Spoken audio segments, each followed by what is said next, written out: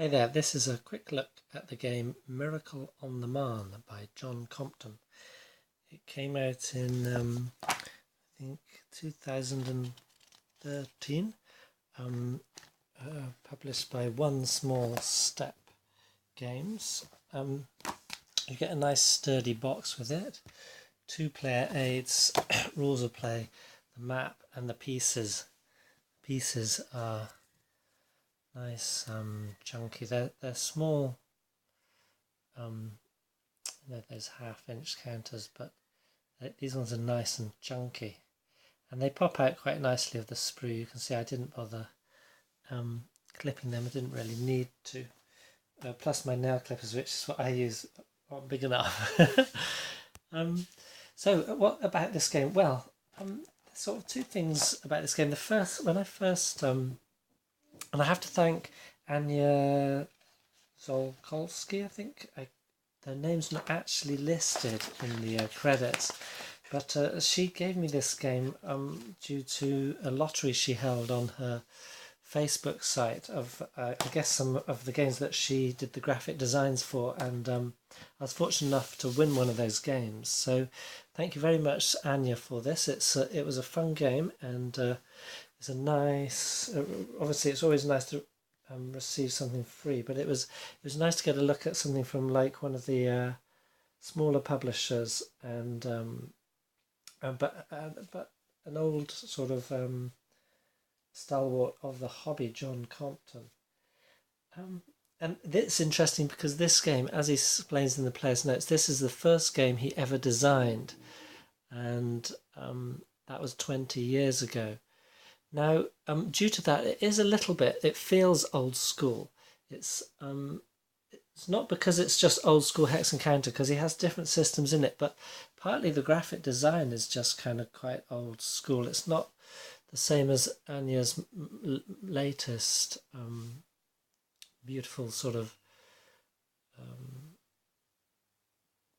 more just sort of less basic designs. But it's also like you've got the small counters, same old, sort of old style markings and stuff like that. And then there's just something about the mechanics that makes it feel a bit old style. I think it's the fact that it's got some things in it that make it interesting, but on the other hand, they're a little bit clunky. And there's something nagging at the back of my thinking that could have been streamlined. And I'm talking about the combat segment. I'll get to that in a minute, but first I want to address my first ambivalence about this game was when I got it. There was two things. One was apparent that there was quite a few gaffes in production, so markings missed on the backs of counters not marked to distinguish them in setup. There's quite a long list of sort of slightly annoying. For example, there's this command control table. Every on the map you have several armies, and that's one thing. There's several armies, and you're not told which are the separate armies. So you have different corps. So each stripe in the middle indicates a different corps. Obviously, the BEF, that's an army in itself, but there's nothing to tell you which army each corps belongs to. You might guess it according to setup. Oh yeah, and that was another thing, is that the setup sort of here and here, I guess, is that the Marne River? I don't know, but the German setup here, the Allies setup here, you have Paris here, and essentially the whole game is a race against time for the Germans to try and get to Paris. But the point being that you have, say, a third corps marked on the map here and a third corps marked on the map here, or wherever it is, and it's not clear, is that the German third corps or the French? Now, if you knew the battle, of course, and once I'd set them all up in what must be the correct positions, it made sense. You have the Allied line here, the German here, but I didn't know really anything. Well, I couldn't remember, but thinking about it, I could have figured it out, but I didn't know if there's, for example, a German salient, for all I knew. So that could have been German third corps, there could have been a corps of the Allies cut off. I didn't know. So that's another niggle. Then the other is that, yeah, the armies aren't marked, and that's just a modifier. And the modifier on the combat table, that the army modifier is missing. Lots of little niggly things like that. Also, the old schoolness of it is in the table. You can see it's just very basic. It's quite small print, and it's not really that user friendly. My major gripe, apart from all the errata, which is easily gathered and sort of fixed, is that this space is wasted. There's lots of things which you want on here, like each corps has a headquarters. Each headquarter can be in one of 4 modes, and you need a summary of the modes here because it's a new thing, so you're always flipping into the rulebook to check it. Then you also need a summary of disruption effects and a summary of outer supply effects. It could so easily be put on there, otherwise you're constantly flipping to check those things because they're different in this game from other games. It's not a big rulebook and the rules are nice and clear. It's just that I've got a whole list of things here that no movement markings on the headquarters. So there's nothing in the rules to say. So I checked on Consim World and discovered these the answers to these things. So zone of control. That's one thing which is quite important. Is there are zones of control in this game, and it's a movement cost to move in and out of zones of control. Now, there's a line that in the rules that say you can be in 2 zones of control, but it doesn't expand upon that. So my question is, does that mean that if you move out of 2 zones of control, the movement cost to move out is doubled? That would have a huge effect on the game because a large part of it is the Germans trying to break through the Allied lines, and especially on the rivers where, the Allies going to sort of form lines first in the forests, then on the rivers. So trying to move through with the zone of control costs, the river costs, and not knowing if it's doubled, and 2 zones of controls, that will be a key element of the game. It's not addressed in the rules, but I wouldn't worry if it didn't say you can be in 2 zones of control, because otherwise there's no reason to say that. It wouldn't have any other effect on the game, but it doesn't clarify if that is what it meant. So it's kind of, and then there's a sort of thing that happens with games like this which have a lot of errata, is there can be other things which aren't really a problem, but because there's a lot of errata, you think, well, is this wrong? Is there a mistake here? And one of those was, it's just slipped my mind. Oh yeah, that was it. It was when I first set up the game and then I looked at the rules. The combat table is very interesting because it has essentially several phases. Before the combat phase, so one side moves and fights and the other side moves and fights. Generally it's the German. First 2 turns it's definitely them. Thereafter, if they've got lots of offensive moves, which they probably have, you roll for initiative, but with lots of offensive headquarters, then offensive mode headquarters, chances are you'll get the initiative. The thing is in the combat segment, so before combat you bombard with any artillery, then you go to fight, you declare attacks, and then the defender gets a defensive fire. Now that's very interesting because this is an operational game. You've got corps and divisions marked on the map, but the combat results table is not or based. It's based on combat factors. So to get the fight back thing, each unit has you've got the movement rating on the right. The middle one is the defensive fire factor. So you can see it's generally half of the standard combat factor there on the left. So, but you will get that. So you get sort of a half strength fire attack back before the attacker then gets their regular attack. And then there might even be an engaged result, and then after the regular attack there's a counter attack, so the defender might get defensive fire and counter attack on either side of the defender's attack. And on first glance, reading that and looking at the forces set up, which are basic parity in strength, plus the Allies have 3 whole corps coming on as reinforcements, which the Germans don't have, I thought the Germans have the onus of attack. However are they going to make it with all this defensive fire and counter-attacking? They're just going to be attrited down so much, there's no chance. And it made me think perhaps the game is broken, perhaps something got lost in preparation, and it's actually somewhat broken. And I was wrong, because you can see this is actually the penultimate turn. I called it. The Germans just didn't have a chance to win. they moved all the way to here. That's actually a German stack in Paris. So they took a hex of Paris, but you can see it's out of supply, and they would try and they need your advance is more or less going to be on the axis of supply, which will be along these rail lines and the road lines. But you can see the Germans have pushed them back all the way.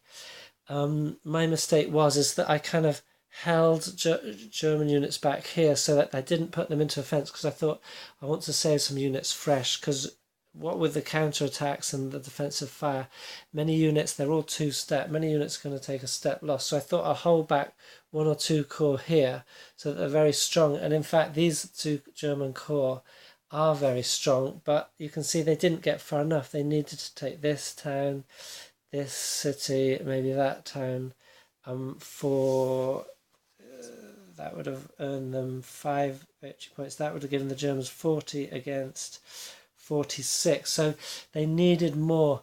You see, the point is that each hex of Paris cost is equal to 10 victory points. So right there, the Allies start with 50. They ended there with 50, and the Germans just got 10. And then every other city, and there's about 1, 2, 3, 4, 5, about 10 cities on the map, are 3 each. And then the towns that are dotted about are 1 each.